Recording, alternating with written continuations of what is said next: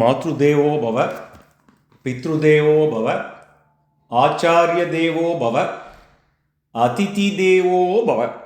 சச்சிதானந்த ரூபாய விஸ்வபுத்பத்யாதி ஹேதவே தாபத்ரய விநாசாய ஸ்ரீகிருஷ்ணாய வயம் நமः.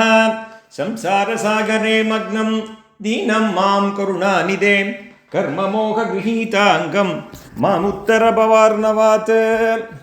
எல்லாரும் நம்ம அப்பா அம்மாவை முதல்ல நமஸ்காரம் பண்ணிட்டு, நம்ம ஆச்சாரியனை நமஸ்காரம் பண்ணிட்டு, ஸ்ரீமத் பாகவதாக்கியோயம் பிரத்யக்ஷம் கிருஷ்ணயவகின்னு ஸ்ரீமத் பாகவதம் தான் கிரந்த ரூபமாக நமது பகவான் அவதரித்தது என்ற உணர்வோடு இன்றைய சத்சங்கத்துக்குள்ளே நாம் பிரவேசிக்கின்றோம்.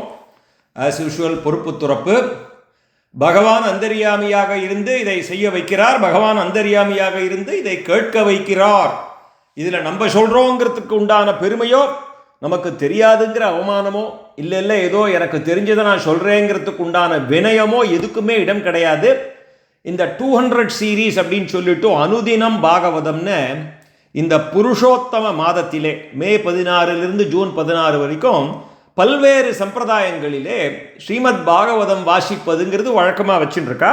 நம்மளும் ஒரு 15-16 நாளாக நம்ம ஸ்ரீமத் பாகவதத்தை அத்தியாயமாக ஸ்லோகமாக நாம் வாசித்து கொண்டு வருகிறோம்.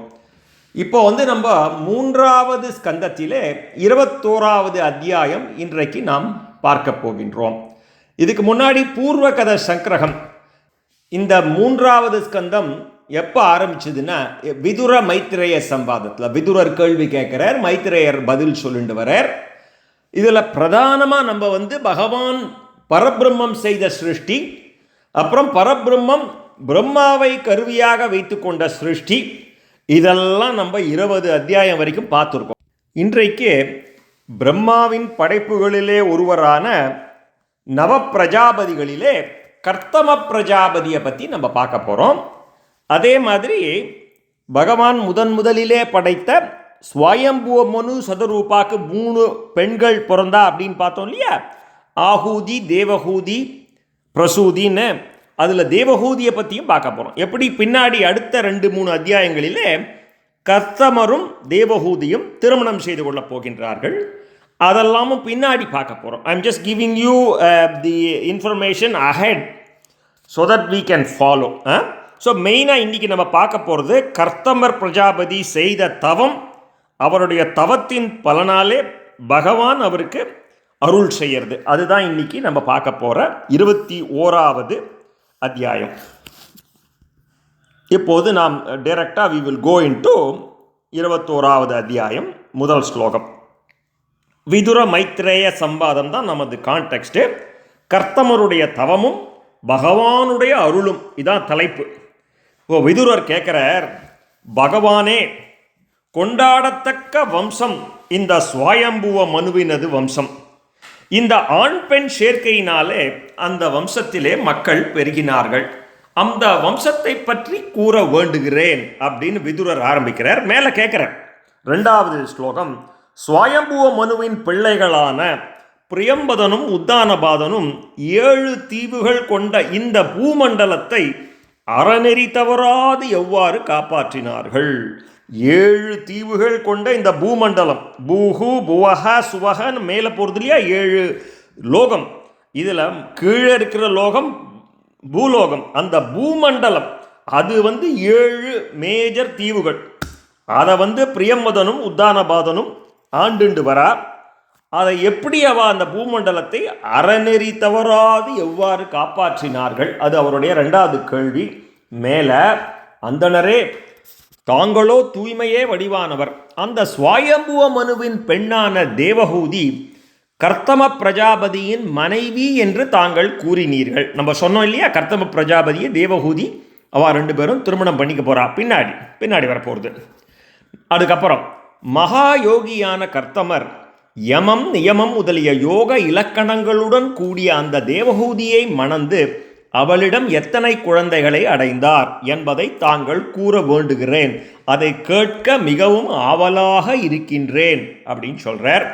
மேலே போறார். பிரம்மன் அந்த மேன்மை பொருந்திய ருச்சியும் பிரம்மாவின் புத்திரனான தக்ஷனும் முறையே மனுவின் புத்திரான ஆகூதியும் பிரசூதியையும் மணந்து பிரஜைகளை எவ்வாறு படைத்தார். இப்போ அடுத்தது போகிறார். பிரம்மாவோட மானசீக புத்திரர்கள் நிறைய பேர் இருக்கா இல்லையா, அதில் ருச்சி அவர் அந்த ருச்சியும் பிரம்மாவின் புத்திரனான தக்ஷனும் முறையே ருச்சியும் தக்ஷனும் மனுவின் புத்திரான ஆகூதியும் பிரசூதியும். கர்த்தமர் தேவகூதியை கல்யாணம் பண்ணிக்க போறாருன்னு பார்த்தோம். அதே மாதிரி ருச்சி ஆகூதியையும் தக்ஷன் பிரசூதியையும் மணந்து கொள்ளப் போகிறார்கள். அவ எப்படி மணந்துண்டு அவ எப்படி பிரஜைகளை படைத்தார். இவை எல்லாமே மனித குல விருத்தி இல்லையா. இவ எப்படி பிரஜைகளை மேலே சிருஷ்டி பண்ணுறா அப்படிங்கிறது மைத்ரேயர்கிட்ட விதுரர் கேட்ட கேள்வி. இப்போ மைத்ரேயர் கூறுகிறார், பிரஜைகளை சிருஷ்டி செய்யும்படி கர்த்தமரிடம் பிரம்மதேவர் சொல்லவே அவர் சரஸ்வதி நதி தீரத்தில் 10,000 ஆண்டுகள் தவம் புரிய சென்றார். 10,000 ஆண்டுகள் தவம் புரிய போயிட்டார். கர்த்தமர்கிட்ட போய் நீங்கள் சிருஷ்டி ஆரம்பிங்கோ அப்படின்னு சொன்னால் அவர் கல்யாணம் பண்ணிட்டு சிருஷ்டி ஆரம்பிக்க வேண்டியது தானே, அது பண்ணல. அவர் நேரம் தபஸில் போயிட்டார். பிறகு கர்த்தமர் பூஜனை புரிவதற்கு உண்டான அனைத்து பொருள்களுடன் தன்னை அண்டியவர்களுக்கு வேண்டிய வரம் நல்கும் பகவான் ஸ்ரீ ஹரியை மனதை ஒருநிலைப்படுத்தி அன்போடு அர்ச்சித்தார்.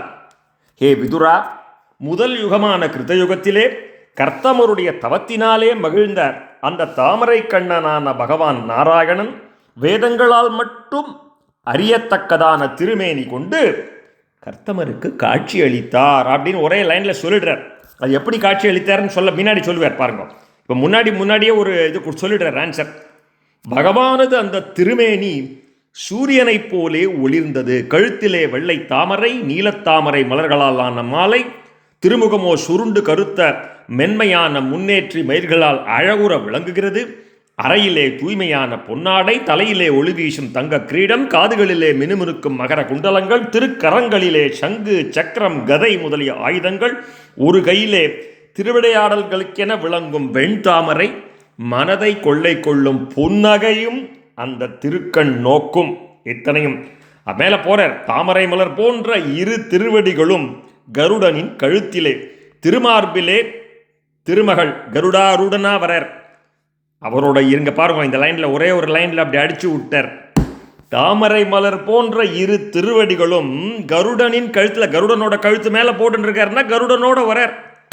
திருமார்பிலே திருமகள் இல்லையா, அவரோட அகலையிலே இறையும் என்று அலர்மேல் மங்கை உரை மார்பால், திருமார்பிலே திருமகள், கழுத்திலே கௌஸ்துபமணி. இவ்வாறு வானவீதியிலே காட்சியளித்த பகவானது அழகான திருமேனியை கண்ட கர்த்தமர் தனது விருப்பங்கள் அனைத்தும் கைவரப்பட்டதாக நினைத்து மகிழ்ச்சி கடலிலே மூழ்கினார். இதயம் மகிழ்ந்து பொங்க நெடுஞ்சான் கிடையாக தரையிலே விழுந்து வணங்கி இரு கரம் குவித்து தழுதழுத்த குரலிலே இனிமையாக துதிக்கலானார். So just a recap. இப்போது கர்த்தமரை பிரஜைகளை சிருஷ்டி பண்ணுன்னு அவர் சொன்ன உடனே அவர் போய் சரஸ்வதி நதி தீரத்தில் போய் 10,000 ஆண்டுகள் தவம் புரிஞ்சு பகவானை ஸ்தோத்திரம் பண்ணுறார் ஒரு நிலைப்படுத்தி. ஸோ இந்த கிருதயுகத்திலே கர்த்தமருடைய இது கிருதயுகம் நடக்கிறது. இந்த கிருதயுகத்திலே கர்த்தமருடைய தவத்தால் மகிழ்ந்த பகவான் கருடாரூடனாக அங்கே வந்துட்டார். அந்த கருடாருடனான வந்த பகவானை இப்படி டிஸ்கிரைப் பண்ணுறாங்க. ஓகே, 12 ஸ்லோகம் ஆச்சா. 13வது ஸ்லோகம் கர்த்தமரோட துதி. கர்த்தமர் அந்த மாதிரி பார்த்த பகவானை விழுந்து வணங்கி ஸ்துதி பண்ணுறார். அனைவரும் புகழும் பரமேஷா, தாங்கள் சத்துவகுணமே வடிவானவர். பல பல பிறப்புகள் பலவாறாக பெற்று கடைசியிலே இந்த மானிட பிறவி பெற்ற யோகிகள் தங்கள் தரிசனத்தை என்றோ விரும்புகின்றார்கள். இன்று அந்த தரிசனத்தை பெற்று கண்கள் படைத்த பயனை யான் பெற்றேன் அப்படின்னு முதல் ஸ்லோகம்.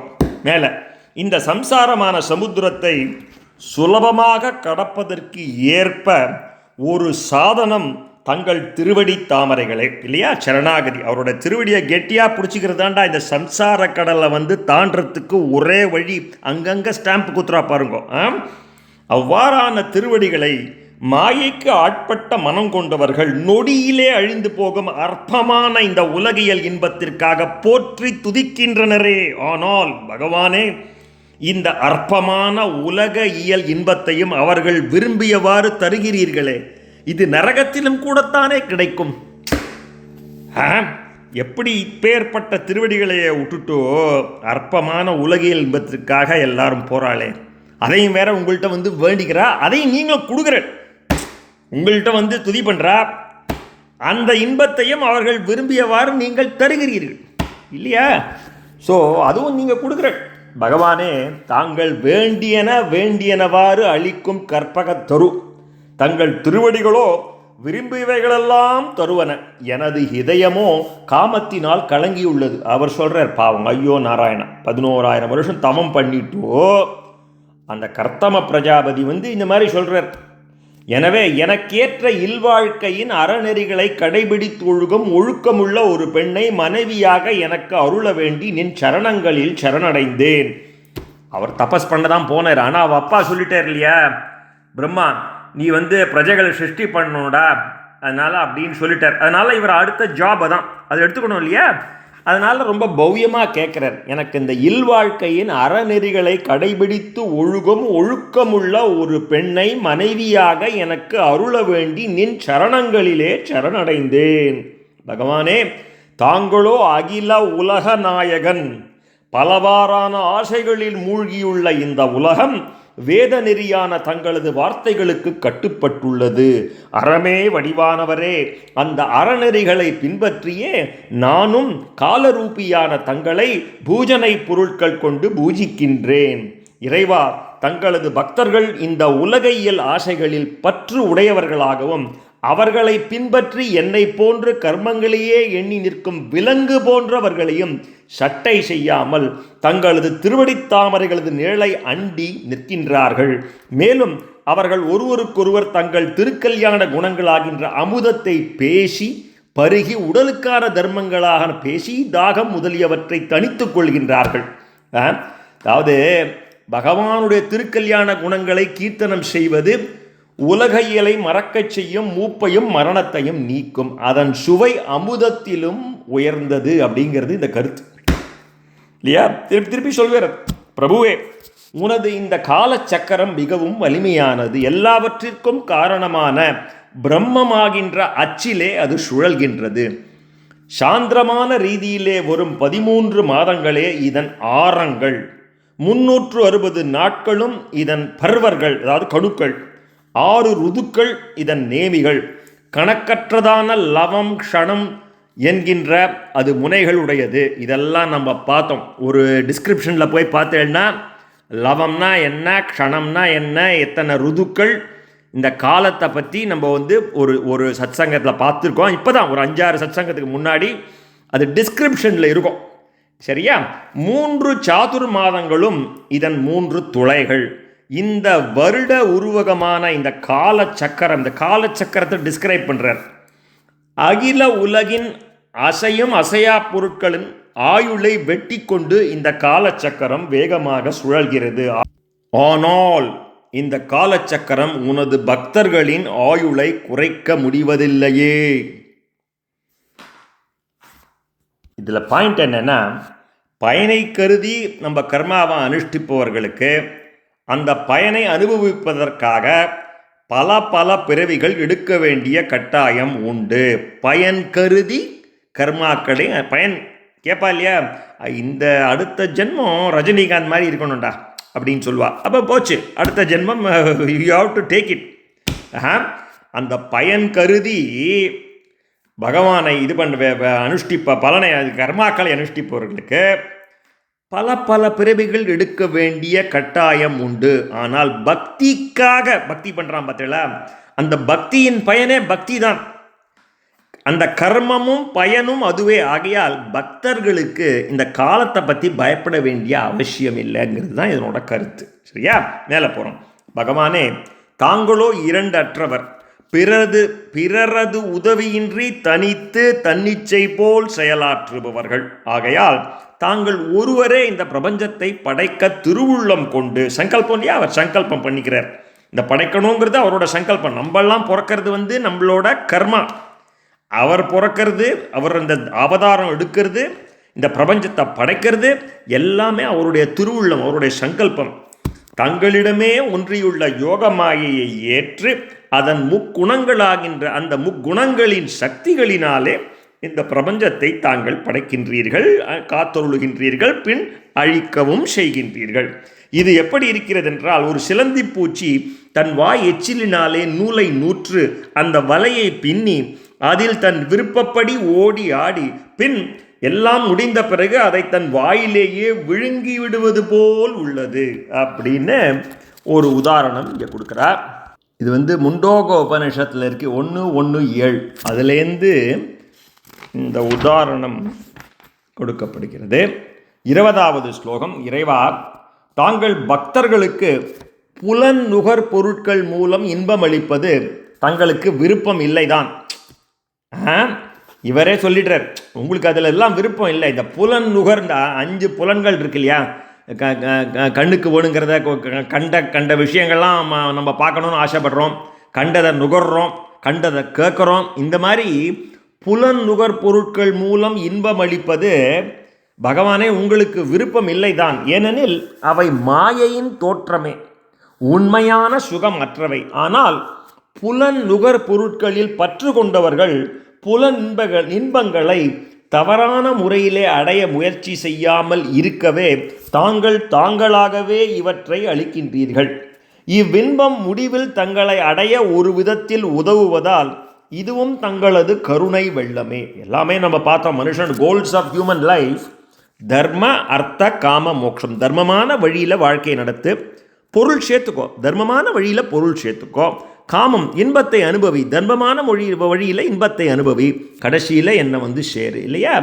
இதுவும் தங்களது கருணை வெள்ளமே. பிறவி எடுத்தவர்கள் கழிக்க வேண்டிய 3 கடன்களையும் கழித்த பின் முக்தி கிடைக்க இதுவும் ஒரு திருவருளே.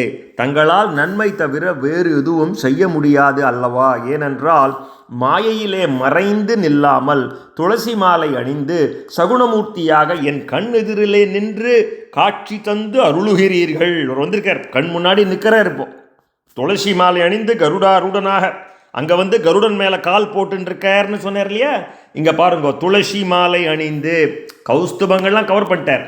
இங்கே அடுத்த இது ஒரு லேயர். இங்கே கையில் இந்த லோட்டஸ் வச்சுட்டுருக்கார், அதை வச்சுட்டுருக்கார், கதை வச்சுட்டுருக்கார், சங்கு வச்சுட்டுருக்கார், சக்கரை வச்சுட்டுருக்கார், எல்லாம் சொல்லிட்டார்.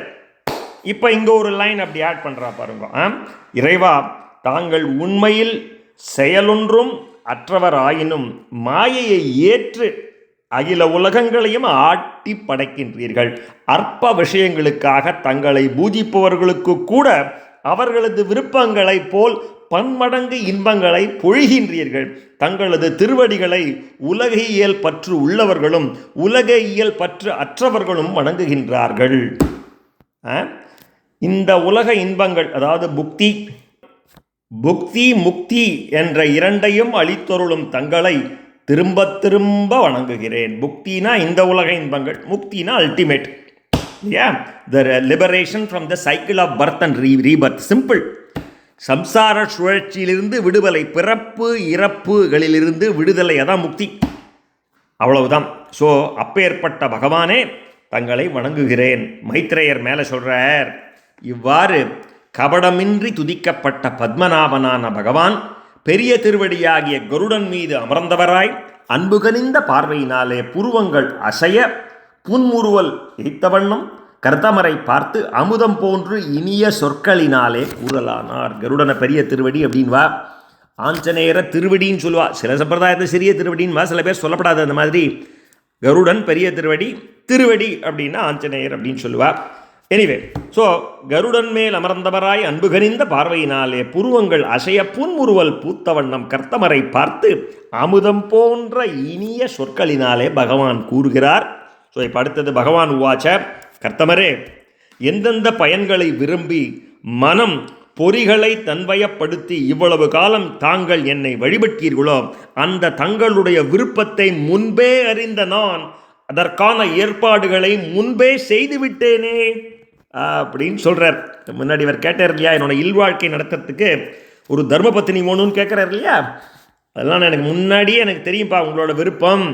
அதனால் நீ இத்தனை வருஷமாக தபஸ் பண்ணுறியா, உன்னோட விருப்பம் எனக்கு தெரியாதா? நான் ஏற்கனவே ஏற்பாடு பண்ணிட்டேன்ப்பா. பிரஜாபதியே, என்னிடமே மனதை நிறுத்தி என்னை வழிபட்டது ஒருபோதும் வீணாகாது. அதுவும் தங்களைப் போல ஒன்றுபட்ட மனத்துடன் என்னை வழிபட்டவர்களுக்கு அது எப்படி பயனற்றதாக ஆகும்? ஸ்டாம்ப் பாருங்க, இதெல்லாம் நமக்கு தான் கடவுள் இருக்காராடான்னு கேட்குறமே. தங்களை போன்ற ஒன்றுபட்ட மனத்துடன் என்னை வழிபட்டவர்களுக்கு அது எப்படி பயனற்றதாக ஆகும்? நம்பிக்கை வேணும், எல்லாத்துலேயுமே நம்பிக்கை வேணும். Faith, absolute faith. சரியா? மேலே பிரம்மதேவரின் புதல்வரான ஸ்வயம்புவ மனு தன் ஒழுக்கத்தினாலே பெருமையும் புகழும் பெற்றவர். இப்போ பொண்ணாத்துக்காரா சைடுக்கு வரார். இப்போ புள்ள ரெடி ஆகிட்டார் கர்த்தமர். இந்த பொண்ணு யாருன்னு சொல்லணும் இல்லையா? பகவான் உனக்கு ஏற்கனவே நான் பார்த்து வச்சுட்டேன்டா பொண்ணு அப்படின்னு சொல்கிறேன் இல்லையா? சொல்ல போகிறார். இப்போ பிரம்மதேவரின் புதல்வரான சாயம்புவ மனு தன் ஒழுக்கத்தினாலே பெருமையும் புகழும் பெற்றவர். அவர் பிரம்மாவர்த்தத்தில் வசித்து கொண்டு 7 தீவுகள் அடங்கிய இந்த உலகை அவர் காத்து வருகிறார். அவர் தானே முதல் மனு. இந்த பிரபஞ்சத்தை அவர் தான் ஆண்டுண்டு வரார். அந்தனரே அனைத்து தர்மங்களையும் அறிந்த அந்த ராஜ ரிஷி ஸ்வயம்புவ மனு தங்களை காண விரும்பி நாளை மறுநாள் தன் மனைவி சதரூபையுடன் இங்கு வரப்போகிறார். முன்னாடி சொல்லிட்டார், உன்னோட வருங்கால மாமனார் வந்துட்டு இருக்கார், நாளை மறுநாள் உன்னை பார்க்க போறார்.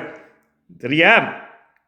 அழகு, இளமை, ஒழுக்கம், நற்குணங்கள் நிறைந்த அவரது பெண் இப்பொழுது திருமணத்திற்கு ஏற்ற வயதினள், கருத்த கண்ணழகி, தங்களுக்கு ஏற்றவள். அவரை தங்களுக்கு கன்னிகாதானம் செய்ய போகின்றார். இவருக்கு அவர் மேலே இஷ்டமா, அவருக்கு மேலே இஷ்டமா, அதெல்லாம் கிடையாது. நான் பார்த்தாச்சு, நீ பண்ணிக்கிற, அவ்வளோதான். அவர் உனக்கு கன்னிகாதானம் கொடுக்கறதுக்கு ரெடி ஆகிட்டார். அந்தனரே இத்தனை வருடங்களாக தங்களது மனம் எவ்வாறான மனைவியை பெற விரும்பியதோ அவ்வாறான அந்த அரசகுமாரி தங்களை அடைந்து தங்கள் விருப்பம் போலே தங்களிடம் நடந்து கொள்வாள்.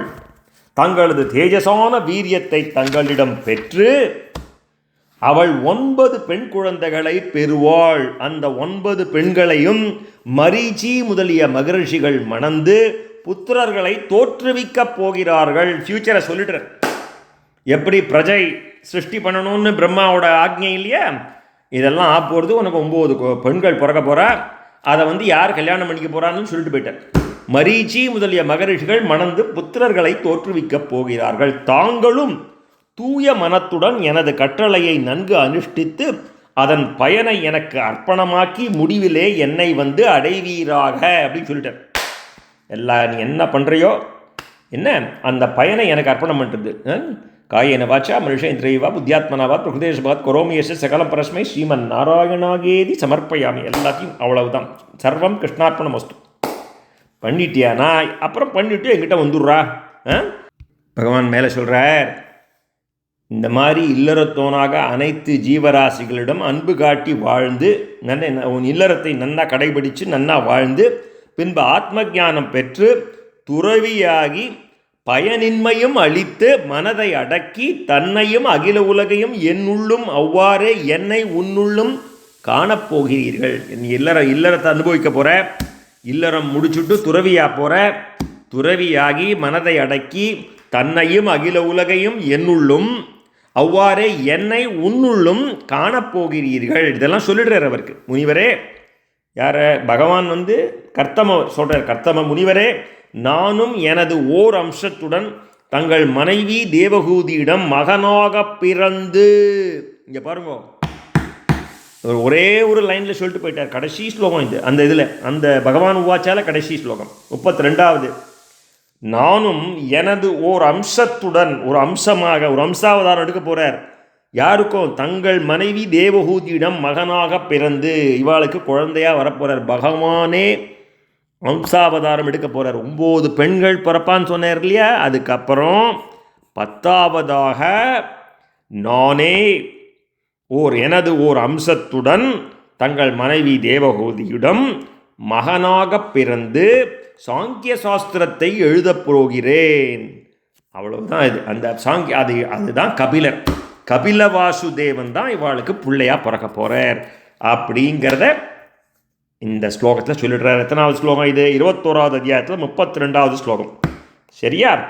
அடுத்தது மேலே மைத்ரேயர் சொல்கிறார். இப்போது கதை போயின்னு இருக்கு. மைத்ரேயர் விதுரருக்கு சொல்லிட்டு வரார், மனம் பொறி புலன்கள் எப்பொழுது உள்நோக்கி செல்லுமோ அப்பொழுதே வெளித்தோன்றும் பகவான் ஸ்ரீஹரி இவ்வாறு கர்த்தம மகரிஷியிடம் கூறிவிட்டு சரஸ்வதி நதிக்கரையிலே அவர் வசிக்கும் பிந்துசரஸ் என்கின்ற இடத்திலிருந்து தன் இருப்பிடம் சென்றார். இந்த பிந்துசரஸ்க்கு தான் விசிட் பண்ணார். பிந்துசரஸ்லேருந்து திருப்பி பகவான் போகிறார். கர்த்தமர் பார்த்து கொண்டே இருக்கும் பொழுது பகவான் வைகுண்டம் சென்றார். வைகுண்டம் செல்லும் வழியெங்கும் சித்தர்கள் தோத்திரம் செய்து கொண்டிருந்தார்கள். கருடனுடைய 2 இறக்கைகளும் பிருகத் ரதந்திரம் என்ற 2 சாமங்கள் அவற்றிலிருந்து வெளிவரும் அந்த சாமங்களின் ஆதாரமான ருக்குகளின் கானத்தை கேட்டுக்கொண்டே பகவான் வைகுண்டம் சென்றார். எப்படி இருந்ததுன்னு சொல்கிறா பாருங்க. திரும்பி கிளம்பிட்டார். அந்த கருடன் அந்த 2 ரெக்கையும் அடிக்கிறது இல்லையா, அது எப்படி இருந்ததுன்னா பிருகத் ரதந்திரம் என்ற சாமவேதம் ஓதுவது. அந்த சாமங்கள் அந்த பறவை அந்த கருடன் பறக்கிறது சாமகானம் கேட்கறதுங்க. அது பறக்கிறச்சே அந்த சாமகானத்தை கேட்டுண்டே அந்த சாம வேதத்தை கேட்டுண்டே பகவான் அந்த ருக்குகளின் கானத்தை கேட்டுக்கொண்டே வைகுண்டம் சென்றார். பகவான் சென்ற பிறகு கர்த்தமர் பிந்துசரசிலே உள்ள தனது ஆசிரமத்திலே பகவானை குறித்து அவர் குறித்து கூறிய காலத்தை எதிர்பார்த்து கொண்டு இருந்தார். வரப்போனா 2 நாளில் இவர் வரப்போகிறார். நாளை மறுநாள் உங்களை இவர் பார்ப்பார் சுவயம்புவ மனு அப்படின்னு சொல்லிட்டு போயிட்டார் இல்லையா. அந்த காலத்தை எதிர்பார்த்து அவர் உட்கார்ந்துருக்கார். சிறந்த வில்லாளியான விதுரரே. இப்போ விதுரரை எப்படி அட்ரஸ் பண்ணுறார் பாருங்க. அப்பப்போ ஒரு அப்ஜெக்டிவ். இப்போ மைத்ரேயர் அவரோட சிஷ்யன் விதுரரை சிறந்த வில்லாளியான விதுரரே, சுவயம்புவ மனுவும் தங்கத் தகடுகள் வேய்ந்த தனது தேரிலே தன் மனைவி சதரூபையுடனும் மகள் தேவகூதியும் ஏற்றுக்கொண்டு தன் மகளுக்கு நல்ல கணவனை தேடி உலகத்தை சுற்றி வருகையிலே பகவானை குறித்து கூறிய அதே தினத்திலே அமைதியில் திளைத்திருந்த கர்த்தமருடைய ஆசிரமத்தை அடைந்தார். அந்த பிந்துசரஸ் சரஸ்வதி நதியினாலே சூழப்பட்டது. அங்கதான் நம்ம இவர் இருக்கார், கர்த்தம பிரஜாபதி. முனிவர்கள் எப்பொழுதும் அந்த பிந்துசரஸ் சரஸ்வதி நதியிலே அங்கு வசித்து வந்தார்கள். அந்த நீர் பரிசுத்தமானது, புண்ணியமானது, அமுதமொத்த சுவையுடையது. பகவானையே சரணமாக பற்றிய அந்த கர்த்தமரது தவத்தை கண்டு அந்த பகவானுக்கு அவரது பக்தி கண்டு கருணை பொங்கவே அதன் உந்துதலாலே கண்ணிலிருந்து பெருகிய ஆனந்த கண்ணீர் துளிகள் அந்த தடாகத்தில் விழுந்ததால் பிந்துசரஸ் என்று பெயர் பெற்றது. அந்த பிந்துசரஸ்ன்னு எப்படி பேர் வந்ததுன்னு சொல்கிறா பாருங்க. இங்கே அவர் பகவானை குறித்து பகவானை சரணம் அடைஞ்சு அந்த பகவானுக்கு அவரது பக்தி கண்டு கருணை பொங்கித்தான். அந்த பகவானுக்கு அந்த கர்த்தமரோட பக்தி கண்டு கருணை பொங்கவே அதன் உந்துதலால் அவர் கண்களிலிருந்து பெருகிய ஆனந்த கண்ணீர் துளிகள் அந்த தடாகத்தில் விழுந்ததால் அதற்கு பிந்துசரஸ் என்று பெயர் பெற்றது. அந்த பிந்துசரஸ் புண்ணியமான மரம் செடி கொடிகளினாலே சூழப்பட்டது. இனிமையாக கூவும் பறவைகளும் நல்ல மிருகங்களும் அந்த பிந்துசரஸ் கரையிலே வசித்து வந்தன. எல்லா பருவங்களிலும் பூக்கும் மலர்களும் பழங்களும் நிறைந்து இருந்தது. செழித்த வன அழகு மேலும் அந்த அழகை கூட்டியது. கொழுத்த பறவை கணங்கள் இனிது கூவுகின்றன. தேருண்டு பருத்த வண்டுகள் இனிது பாடுகின்றன, ரீங்காரம் செய்கின்றன. மயக்கும் மயில்கள் தங்கள் தோகைகளை விரித்து ஆடுகின்றது. ஒரு நடிகன் நடனமாவது போன்று அது இருந்தது. குயில்கள் கூவுவது ஆண் குயில் பெண் குயிலை அழைப்பது போல் இருந்தது. அந்த ஆசிரமத்திலே கதம்பம், சம்பகம், அசோகம், கரஞ்சம், வகுளம், மகிழம்பூ, முல்லை, மந்தாரம், குடஜம், குந்தம் முதலிய மலர் செடி கொடிகளும் இளம் மரக்கன்றுகளும் நிறைந்து இருந்தன. காரண்டங்கள், பிளவங்கள், அன்னங்கள், கொக்குகள், நீர்க்கோழிகள், நாரைகள், சக்கரவாகம், சாதகம் முதலிய பறவை இனங்கள் இனிது அங்கே கூவுகின்றன. மேலே போற மான்கள், பன்றிகள், முள்ளம்பன்றிகள், கவயங்கள் அதாவது காட்டு பசு, யானைகள், கோபுச்சங்கள், சிங்கங்கள், குரங்குகள், கீரிகள், கஸ்தூரி மான்கள் முதலிய விலங்குகள் அங்கு உலாவி வருகின்றன. ஆதி மன்னனான மனு சக்கரவர்த்தி தன் மகளுடன் அங்கு சென்ற பொழுது கர்த்தம முனிவர் காலையிலே செய்ய வேண்டிய சமிதாதானம் முதலிய அக்னி காரியங்களை செய்து முடித்து அமர்ந்து கொண்டிருந்தார். வெகு நாட்களாக உக்ரமாக தவம் செய்ததனால் அவரது திருமேனி ஒளிப்பிழம்பாக திகழ்ந்தது. பகவானது அன்பான கருணை கடாட்சத்தினாலும் அவரது அமுதமொத்த இனிய நல்லுரைகளை கேட்டதாலும் இவ்வளவு காலம் தவம் செய்த போதிலும் கர்த்தமரது திருமேனி சிறிதும் வாடி இழைக்கவில்லை. மேலே போகிறோம். கர்த்தமரோ உயரமானவர். மைத்ரேயர் சொல்லிட்டு வர்றார் இதெல்லாம் விதுரருக்கு. சரியா? கர்த்தமரோ உயரமானவர், தாமரை போன்று அகன்ற மலர்ந்த அழகான திருக்கண்கள், தலையிலே ஜடாமுடி, அறையிலே மர உடி, ஷானை பிடித்து தீட்டப்படாத மாணிக்கம் போலே அழுக்காக காணப்பட்டார். பாருங்க மாப்பிள்ளை என்ன ட்ரெஸ்ல இருக்காருன்னு பாருங்க. பொண்ணு பார்க்க வரா, பாவம் எப்பேற்பட்ட ராஜாவோட பொண்ணு, 7 தீபத்துக்கும் ஒரு ராஜா அவர். அப்பேற்பட்ட ராஜா தனக்கு சரியான மாப்பிள்ளை வேணும்னு தேடி வரார். இவர் எப்படி இருக்கார் பாருங்க. ஜடாமுடி, அறையிலே மரவுரி, கீழே ட்ரெஸ்ஸு, சாணை பிடித்து தீட்டப்படாத மாணிக்கம் போல அழுக்காக காணப்பட்டார். அப்படி டிஸ்கிரைப் பண்ணுறாங்க. 47வது ஸ்லோகம். 48. தனது ஆசிரமத்துக்கு தன்னை வணங்கி நிற்கும் மனுவை கண்ட கர்த்தமர் நல்வரவு கூறி அரசுக்குரிய அனைத்து மரியாதைகளையும் செய்து ஆசி வழங்கி மகிழச் செய்தார். முனிவர் அளித்த மரியாதைகளை ஏற்ற மனு தனக்கிட்ட இருக்கையிலே அமர்ந்ததும் பகவான் கூறியதை நினைவு கொண்ட கர்த்தம முனிவர் அவரிடம் இனிமையாக பேசலானார். அவருக்கு தெரியும் இவா எதுக்காக வந்திருக்கான்னு இல்லையா? இவா is going to be my would be மாமனார் அப்படின்னு தெரிஞ்சோம். அதனால் மரியாதையா இல்லைன்னாலும் மரியாதை. அவர் எப்பேற்பட்ட முனிவர் இல்லையா? அதனால அவர் மனசில் வாங்கிக்கிறார் அப்படின்னு சொல்கிறார். அரசே அரசே மாமனாருக்கு சொல்கிறார் பாருங்க. ஏன்னா அவர் மனு இல்லையா? தாங்கள் பகவான் நாராயணனின் அந்த உலகை காக்கும் சக்தியை கொண்டவர். ஆகவே தாங்கள் உலகை சுற்றி வருவது நல்லோர்களை காக்கவும் தீயோர்களை அழிக்கவுமே. அவரை ஸ்துதி பண்ணுறார். நீங்கள் அப்பேற்பட்ட உலகத்தை நீங்கள் காத்துட்டு வரள், பாலனை பண்ணிட்டு வரள். நீங்கள் ராஜா. அரசே, தாங்கள் சாட்சாத் மகாவிஷ்ணுவின் அம்சமே. ஆனாலும் அவ்வப்போது சமயத்திற்கும் செயலுக்கும் ஏற்ப சூரியன், சந்திரன், அக்னி, இந்திரன், வாயு, யமன், தர்மன், வருணன் என்ற பற்பல வடிவங்களையும் தாங்கள் ஏற்கின்றீர்கள். அவ்வாறான தங்களுக்கு வணக்கம். மேலே போறார். தங்களது தேர் ரத்தினங்கள் இழைத்த மணிகள் கட்டியது, என்றும் என்றும் எங்கும் வெற்றியே அளிப்பது. அதில் ஏறி உங்கள் உயர்ந்த வில்லில் நானொலி எழுப்பவே அந்த தேரொலியுடன் கூடி தீயோர்களை அச்சமுற அது செய்கிறது. உங்களது பரந்த படைகளின் கால் தூசிகள் கிளம்ப அச்சேனைகளை நடத்தி உலகை தாங்கள் சூரியனைப் போலல்லவா சுற்றி வருகிறீர்கள். அவர் தேர் எப்படி ரத்தனங்கள் இழைத்த மணிகள்னும், அவர் எப்படி அதில் வில்ல நாண ஏற்றி அந்த தேரொலியோடு கூட அந்த தீயோர்களை எப்படி பயமுறுத்துறார். அந்த பரந்த படைகள் கால் தூசிகள் கிளம்ப அச்சேனைகளை நடத்தி உலகை தாங்கள் சூரியனைப் போல அல்லவா சுற்றி வருகிறீர்கள். அவ்வாறு தாங்கள் சுற்றி வரவில்லையானால் உலகில் தீயோர்களும் திருடர்களும் மலிந்து விடுவார்கள். பகவானால் நியமிக்கப்பட்ட அந்த வர்ணாசிரம தர்மங்களும் அறநெறிகளும் முற்றிலும் அழிந்துவிடும். உலகையியல் பற்று கொண்டவர்கள் எல்லை மீறி தீய வழியிலே புகுவார்கள். எங்கும் மரநெறி சூழும். அறநெறி போயிடும், மரநெறி சூழும். தாங்கள் இந்த உலகை காப்பாற்றாது கவலை விடுத்து நின்றாலோ இந்த உலகம் தீயோர்களது கையிலே சிக்கி அழிந்துவிடும். இதெல்லாம் உங்களால் தான் இத்தனையும். நீங்கள் you are protecting the world. நீங்கள் சாட்சாத் பகவான் மகாவிஷ்ணுவோட அவதாரம். இத்தனை வேலை பண்ணுறார். அவ்வப்போது சமயத்துக்கு ஏற்ற மாதிரி you are changing your this thing. You are wearing multiple hats. சூரியன், சந்திரன், அக்னி, இந்த மாதிரி அந்த மாதிரி சொல்லிட்டு வர்றார். மேலே போகிறார். வீரரே, இப்போதான் சொல்கிறார். மேலே போகிறார். நம்ம இவர் கர்த்தமர் மேலே சொல்கிறார். கடைசி ஸ்லோகம் 56. வீரரே, தாங்கள் இங்கு வந்ததன் காரணம் தெரியலாகுமா? இப்போ எப்படி ஒரு டாக்டிக்கலாக ஒரு கேள்வி கேட்குறாரு பாருங்க. நீங்கள் எதுக்காக வந்திருக்காரு நான் தெரிஞ்சுக்கலாமா? நான் என்ன செய்ய வேண்டும் என கட்டளையிட்டால் அதை கபடமற்று நிறை மனத்துடன் பூர்த்தி செய்கிறேன். டிப்ளமேட்டிக்காக ஒரு கேள்வி கேட்டார். வீரரே, தாங்கள் இங்கு வந்ததன் காரணம் தெரியலாகுமா? நான் என்ன செய்ய வேண்டும் என கட்டளையிட்டால் அதை கபடமற்று நிறை மனத்துடன் நான் அதை பூர்த்தி செய்கிறேன் அப்படின்னு சொல்லி முடிச்சுடுறார். அடுத்தது மனு அப்புறம்தான் பேச போகிறார். இது நாளைக்கு 22வது அத்தியாயத்தில் பார்க்க போகிறோம். இன்னைக்கு ஸ்ரீமத் பாகவத மகாபுராணம் 3வது ஸ்கந்தத்திலே 21வது அத்தியாயம் முற்றிற்று.